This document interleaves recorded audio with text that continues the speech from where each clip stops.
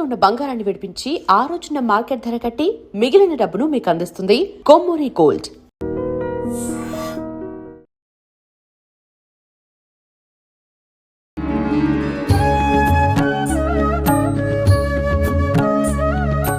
నమస్కారం అండి. నమస్కారం అమ్మా. సాధారణంగా చూస్తూ ఉంటాము, చాలా మందికి నిత్యము ఆలయానికి వెళ్ళే అలవాటు ఉంటుంది. కొంతమంది విశేషమైన రోజుల్లో మాత్రమే ఆలయానికి వెళ్తూ ఉంటారు. ఏ రకంగా చూసినా ఆలయానికి వెళ్ళటము అనేది మన హిందూ సాంప్రదాయంలో ఉన్న ఒక గొప్పనైన విషయం అని చెప్పొచ్చు. అసలు ఎందుకు వెళ్ళాలి ఆలయానికి? వెళ్తే ఏం జరుగుతుంది? మనిషికి ఆలయానికి ఉన్న ఆ మధ్యలో అవినావ భావ సంబంధం ఏదైతే ఉందో అది ఏంటి? దాని గురించి వివరించండి. ఒక మంచి ప్రశ్నతో ఈ ముఖాముఖి కార్యక్రమం ప్రారంభమైంది. మీరు అడిగిన దానిలో అవినాభావ సంబంధం ఉంది అని నాకంటే ముందు మీరే చెప్పేశారు. మనిషికి దేవాలయానికి పూర్వకాలంలో ఒక మాట ఏంటంటే, ఎక్కడైతే అప్పిచ్చేవాడు, ఎక్కడైతే వైద్యం చేసేవాడు, ఎక్కడైతే పారే నది, ఎక్కడైతే దేవాలయం ఇవి ఉండవో అలాంటి ఊర్లలో ఉండద్దు అని పెద్దవాళ్ళు చెప్పిన మాట. అంటే కంపల్సరీ అంటూ ఉంటాం మనం. ఆ కంపల్సరీ దాంట్లో ఉండాల్సింది ఏమిటి అంటే దేవాలయం. ఏమిటి దేవాలయం ఉంటే ఉపయోగం ఏమిటి అంటే, మనిషి అనేవాడికి కావలసింది ఏమిటి అంటే ప్రశాంతత అనేది. శారీరకంగా ఒక ప్రశాంతత, మానసికంగా ఒక ప్రశాంతత, రెండు రకాలు. శారీరకంగా ఏమవుతోంది, కాసేపు వాడు బరువు మోసిన తర్వాత చాలా కష్టపడ్డాడు అనుకోండి, ఒక గంట సేపు ఏసీలో కూర్చుంటే అది ఏమవుతుంది, శారీరకంగా కాస్త ప్రశాంతత. కానీ అవ్వాల్సిన ప్రశాంతత ఏమిటి, శారీరకం కాదు. శారీరక ప్రశాంతత అనేది సెకండరీ. ఫస్ట్ ఏముండాలి, మానసిక ప్రశాంతత అనేది ఉండాలి. శుభ్రంగా పెద్ద బంగ్లాలో ఉన్నాడు, 10 అంతస్తుల మేడలో ఉన్నాడు, మనసు సుఖం లేదు, శరీరం సుఖంగా ఉంటే ఉపయోగం ఏమిటి? అంతే కదండి. కాబట్టి ఆ ప్రశాంతతని ఇచ్చే ప్రదేశం ఏమిటి అంటే దేవాలయం. వాళ్ళు చదువుకోవడానికి మనకి చెప్తూ ఉంటారు, అంటే బడి కన్నా గుడి పదిలం అని చెప్పని కొన్ని విద్యను నేర్చుకోవాలి అంటే, సరే నేటి కాలంలో బడిలో నేర్చుకుంటున్నాం, కానీ కొన్ని విషయాలు మనకి మనం ఆలోచన చేసుకోవాలన్నా, ఒక దిశానిర్దేశం చేసుకోవాలన్నా, నేను ఇప్పుడు నెక్స్ట్ ఏం చెయ్యాలి అని ఆలోచించుకోవాలన్నా ఒక ప్రశాంతమైన వాతావరణం ఉండాలి, ప్రశాంత చిత్తం, ప్రశాంత మనస్సు ఉండాలి. ఆ మనస్సు కుదుటపడాలి. ఎక్కడ కూర్చోవాలి మనం? కుదుటపడాలి అంటే దేవాలయంలో కూర్చుంటే దానివల్ల మనస్సు ప్రశాంతంగా, కాస్త మనం ఏం చెయ్యాలి, ఎలా చెయ్యాలి, ఏం ఆలోచించాలి అనేది తెలుస్తుంది. అంటే ఊరికే ఆలయంలోకి వెళ్ళి కూర్చుంటేనే ప్రశాంతత కాదు, చెప్పబోతూ ఉన్నాను. కూర్చుంటే కాదు, భగవంతుడు నామాన్ని చెప్పుకోవడం, నామాన్ని స్మరించుకోవడం. కృష్ణుడి దేవాలయానికి వెళితే కృష్ణలీలలు ఏవైతే ఉన్నాయో బాల్యలీలని వాటిని స్మరించుకోవడం. రాముడు ఏం చేశాడు, ఎందుకు రాముడు అంత రామో విగ్రహవాన్ ధర్మ అనేంతలా ఎందుకు రాముడు అలా అయ్యాడు, ఇదంతా ఆలోచించేందుకు. ఇదంతా దీన్నే మనం ఇంగ్లీష్లో థింకింగ్ అంటూ ఉన్నాం. కాబట్టి వీటన్నిటికీ ఒక ప్లేస్ ఉండాలి. అంటే ఇప్పుడు ఒక పిహెచ్డి చేసే విద్యార్థి ఎవడైనా ఉన్నాడనుకోండి, వాడికి ఒక సూటబుల్ ప్లేస్ ఉండాలి. చదువుకోవాలని, రీసెర్చ్ చేయాలన్నా ఒక ప్లేస్ ఉండాలి. అమీర్పేట సెంటర్లోనూ హడావుడిలో కూర్చుంటే వాడికి ఏం బుర్ర ఏం పని చేయదు. వాడు ఒక లైబ్రరీకి వెళ్ళి ప్రశాంతంగా ఉన్నప్పుడు అక్కడ కూర్చుని చదువుకున్నా, ఆలోచించినా ఏం రాసుకోవాలి అనే విషయం వాడికి పాయింట్లన్నీ వస్తాయి. అలా మనల్ని మనం మార్చుకోవడానికి ఉపయోగపడే ఒక కేంద్రం ఏమిటి అంటే అది దేవాలయం. అందులో ఇంకోటి ఏంటంటే, వేదం కూడా ఏం చెబుతోంది అంటే, దేహో దేవాలయ ప్రోక్తో జీవో దేవ సనాతన చజేత్ అజ్ఞాన నిర్మాల్యం సోహం భావేన పూజయేత్ అని చెప్పింది. మన దేహం ఏదైతే ఉందో, ఈ బాడీయే, మన శరీరమే దేవాలయం. అందులో ఒక ఆయన ఉన్నాడు, ఆయనే జీవుడు. వాడు లోపల ఉన్నంతసేపు ప్రాణం, కదలిక, చైతన్యం అనేది ఉంది, బాడీ మూమెంట్ ఉంది. వన్స్ వాడు వెళ్ళిపోయిన తర్వాత ఇంకా దాన్ని బాడీకి ముందు ఒక పేరు యాడ్ అయింది, డెడ్ బాడీ అని చెప్పని. కాబట్టి ఆ జీవుడు ఎవరైతే ఉన్నాడో ఆయన ఎప్పుడూ ఉండేవాడు.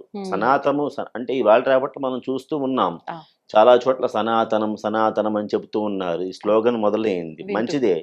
కానీ సనాతనము అంటే ఏమిటి? Hmm. గతంలో ఉన్నది, ఇప్పుడు ఉంటున్నది, ఎప్పటికీ కూడా ఉండబోయే ఉండేది. ఎవరాయన? జీవుడు. ఆయనే ఎవరు? దేవుడు. పరబ్రహ్మ, పరమాత్మ, నీలో ఉన్న జీవుడు ఇద్దరం కూడా ఒకటే. Ah. మేమిద్దరం వేరువేరు కాదు అని ఆలోచించుకోవాలి అంటే Hmm. దానికి వాతావరణాన్ని కల్పించేది ఏమిటి అంటే దేవాలయం. అందువల్ల మనిషికి దేవాలయానికి ఒక అవినాభావ సంబంధం. సంబంధం ఉంది. మనం తీర్చుకోలేనివి కొన్ని ఉంటాయి కష్టాలు. Hmm. మనం అనుకుంటే అవి మనం వాటి నుంచి గట్టెక్కే పరిస్థితి పరిస్థితులు మంది కాదు. ఎవరు దాన్ని గట్టెక్కించగలరు అంటే అన్యథా శరణం నాస్తి త్వమేవ శరణం మమ. కాబట్టి నువ్వు తప్ప నాకు వేరే దిక్కు లేదు నాయన Hmm. అనేటువంటి ఏదైతే ఉందో ఆ ఆలోచనతో, ఆ చింతనతో భగవంతుడిని ఆశ్రయించున్నాడు. మన కోరికలు తీర్చేది ఆయనే. ఆయనే మనస్సులో కోరికలు లేకుండా చేసేది కూడా ఆయనే. ఆయనే. అంటే కోరికలు ఉన్న వాళ్ళకి కోరికలు తీర్చేవాడు ఆయనే. అవును. కోరికలు లేకుండా నిష్కామ కర్మ అంటాం. Hmm. కాబట్టి ఆ నిష్కాముడుగా ఉండాలన్నా సరే Hmm. ఆ అవకాశం కల్పించేది కూడా ఆయన్నే. ఆయనే. కాబట్టి పట్టుకోవాల్సింది ఎవరిని అంటే అల్టిమేట్లీ భగవంతుడి పాదాలనే. అంతే. కాబట్టి ఆ ఏదైతే ఆయన్నే మనం రకరకాలుగా పిలుస్తూ ఉన్నాం. ఒకడు రాముడు అంటాడు, ఒకడు కృష్ణుడు అంటాడు, ఒకడేమో నరసింహస్వామి వారు అంటాడు. నిజం. ఎవరి ఆలోచన ధోరణి వారదే. కానీ లక్ష్యం ఒకటే, మోక్షాన్ని పొందడం. అవును. ఆ మోక్షాన్ని పొందాలి అంటే కొన్ని మార్గాలు పట్టుకోవాలి. Hmm. ఆ మార్గాలు ఏవైతే ఉన్నాయో వాటిల్లో వచ్చేవి ఏమిటండి? ఒక అభిషేకం చేసుకోవడం. అవును. మూర్తి కనిపిస్తూ ఉంటే, ఎదురుగుండా కనిపిస్తూ ఉంటే, ఇప్పుడు విజిత గారు అనే ఆవిడ నా ముందు ఉన్నారు. Hmm. కాబట్టి నేను ఏం చెప్పాలనుకుంటున్నాను చెబుతున్నాను. అవును. ఈ కుర్చీలో మీరు లేకుండా మీరు ఉన్నట్టుగా భావించుకుని చెప్పండి అంటే అది అయ్యే పని కాదు. అంటే ఒక విగ్రహం కనిపిస్తూ ఉంటే అవును. మన ఎదురుగా ఏం కుదురుతుంది? శ్రద్ధ, Hmm. నిష్ఠ, ఏకాగ్రత. ఏకాగ్రత కుదురుతుంది. ఆ ఏకాగ్రత సాధించాలి అంటే ఆ ఏకాగ్రతను ఇచ్చే స్థానం ఏమిటి అంటే దేవాలయం. దేవాలయం. కాబట్టి ఎన్నో దానిలో ఒకటనే కాదు, ఇది మనం Hmm. చెప్పుకున్నది కేవలం ఒక నాణానికి ఒక కోణం మాత్రమే. ఒక కోణం. ఇలాంటి కోణాలు ఎన్నో ఎన్నో పాజిటివ్ వైబ్రేషన్స్ కానీ, Hmm. వేద మంత్రాలని అవతల వారు చెబుతుంటే మనం వినడం వల్ల వచ్చేటువంటి ఆలోచనలు కానీ. అవును. కాబట్టి ఏదైనా సరే సంస్కారం అనేటువంటిది Hmm.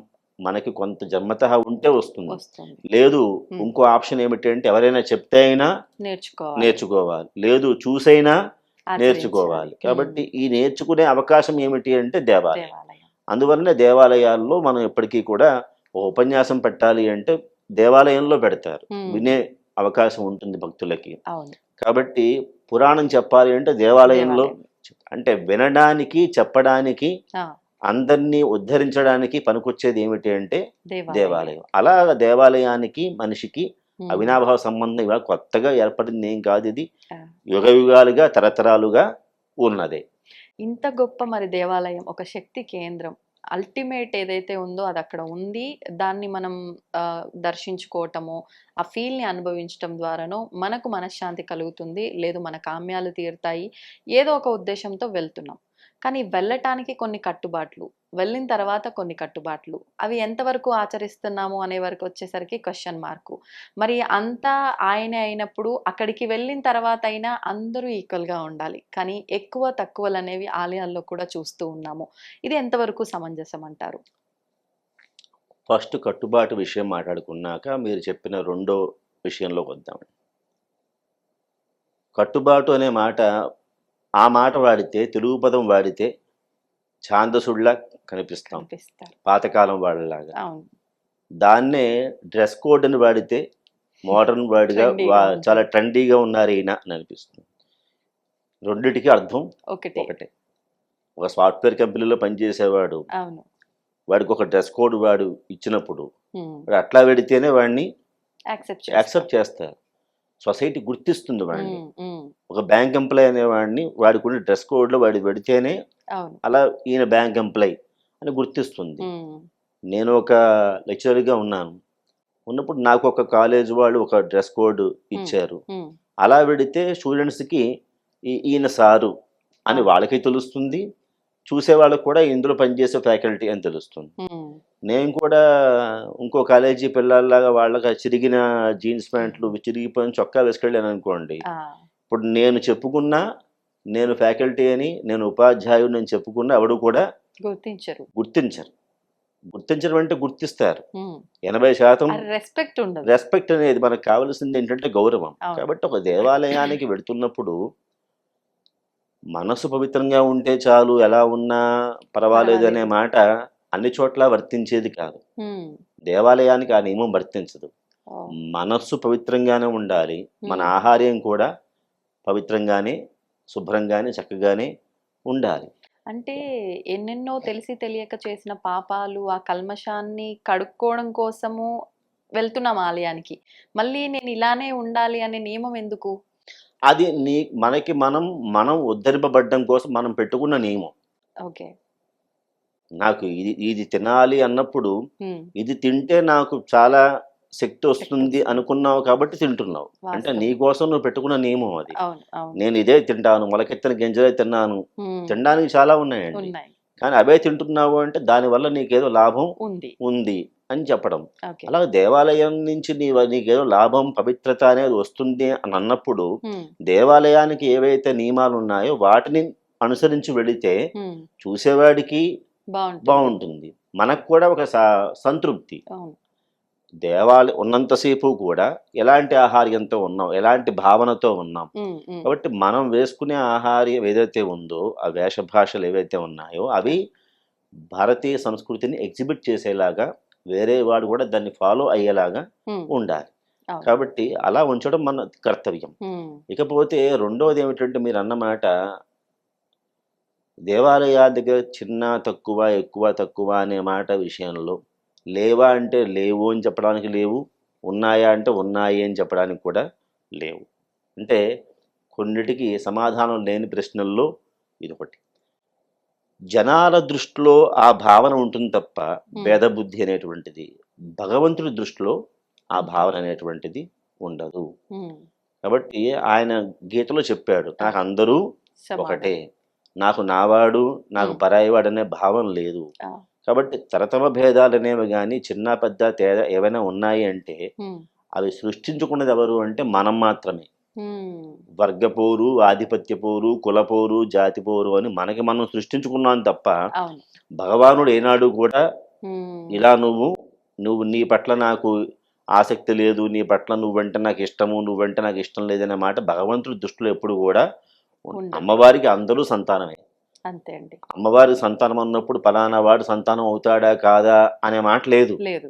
అందరూ ఆమె సంతానమే. హ్మ్. అందరిని ఒకలాగే ట్రీట్ చేస్తుంది. ఆ! కాబట్టి ఇంట్లోనే ఒక్కొక్కసారి మనం డిస్క్రిమినేషన్స్ చూస్తూ ఉంటాం. చూస్తాం. అలాంటిది సమాజంలో చిన్న చిన్న ఈ హ్మ్. పట్టింపులు అనేవి లేకుండా ఉంటాయా? ఉండదు. ఉండవు. కాబట్టి పెద్ద కొడుకంటే ఒక కొంచెం ప్రతి ప్రేమ, ఇంట్లో జరిగేదే. ప్రతి చిన్న కొడుకు, చిన్నమ్మాయి అంటే కొంచెం ప్రేమ ఎక్కువ, ఆ! కొంచెం తక్కువ, ఎక్కువ అనేది ఇంట్లోనే ఉంది. అవును. ఆ ఇంట్లో ఉన్నప్పుడు సమాజంలో లేకుండా ఉండదు. ఉంటుందా, ఉండకుండా ఉంటుందా అంటే కొంతైతే హ్మ్. ఉంటుంది. కానీ ఆ పరిస్థితి అనేది ఉండడం అనేది మనం క్రియేట్ చేసుకున్నది. ఆ! దాన్ని ఎవరు సాల్వ్ చేసుకోవాలి? మనమే సాల్వ్ మరి. చేసుకోవాలి. దానికి తీసుకెళ్ళి దేవాలయానికి, దానికి ముడిపెట్టి చేసేది, అక్కడ క్రియేట్ చేసినవాడు ఎవడైనా వాడిదే తప్పు అవుతుంది తప్ప భగవంతుడి తప్పు కాదు. హ్మ్. దేవాలయం వాడిది, దేవాలయాన్ని తప్పు కాదు, ఆ! భగవంతుడి తప్పు కాదు. క్రియేట్ చేసిన వాడే హ్మ్. దాన్ని మళ్ళీ క్లియర్ చేయాలి. కరెక్ట్. సంతోషం అండి. చాలా చక్కటి వివరణ ఇచ్చారు ఆలయాలకి సంబంధించి. ధన్యవాదాలు. నమస్కారం. And for more videos, Please subscribe to iDream. Please subscribe to iDream. Please subscribe iDream. And please subscribe to iDream. For more videos, subscribe to iDream. please like, share, and subscribe to the channel. Congratulations, iDream. Subscribe to iDream. Subscribe to iDream. So, subscribe to iDream Media. iDream team అందరికి huge congratulations. Please subscribe iDream Media. Please subscribe to iDream. Subscribe iDream. Please subscribe to iDream. iDream అంటే నా కళల ఛానల్ను subscribe చేసుకున్న నోరు తిరుగుతలేదు, మీరైతే గంట గుర్తు కొట్టండి. For more such videos, please subscribe to iDream. Subscribe to iDream. Please subscribe to iDream. Please subscribe iDream Media. Please do subscribe to iDream. Please subscribe to iDream Media. For best entertainment and information, please subscribe iDream. And don't forget to subscribe to iDream.